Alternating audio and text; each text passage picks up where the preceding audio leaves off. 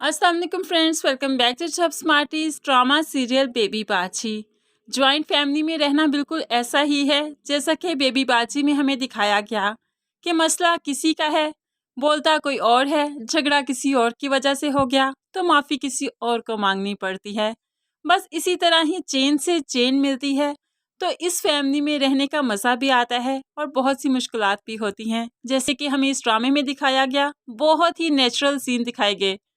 अब अज़रा के गुस्से की वजह से फ़रत की मामा बहुत नाराज़ हैं कि वो रिश्ते से ही इनकार करना चाहती हैं।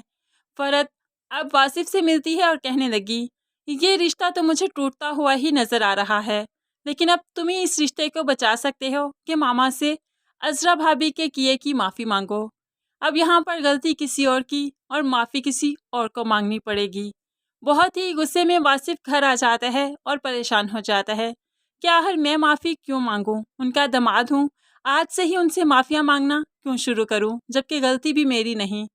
अस्मा इसको परेशान देखकर इसके कमरे में आ जाती है और वजह पूछने लगी, आज तुम बाहर नहीं आए, किसी के साथ बैठे नहीं, बात नहीं की, आखिर बात क्या है।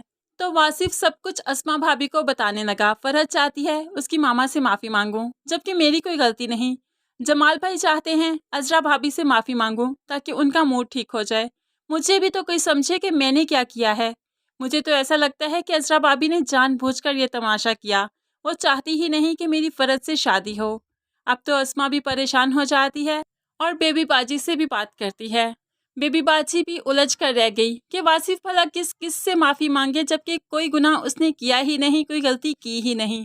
अज़रा से तमाम घर वाले नाराज़ हैं, इसलिए कोई भी उससे ठीक तरह से बात नहीं करता। इस बात पर भी अब अज़रा को बहुत गुस्सा है कि कोई उससे ठीक से बात क्यों नहीं करता। ऐसे में जमाल जब शाम को घर आया तो थोड़ी देर अपनी अम्मी के पास बैठ गया और बाद में अज़रा के पास। तो अज़रा को ये बात भी खटकने लगी, बहुत बुरे लगते हैं मुझे वो मर्द जो पहले माओ के पास बैठते हैं और उसके बाद बीवियों के पास जाते हैं और माओ की जली कटी बीवियों को सुनाने लगते हैं।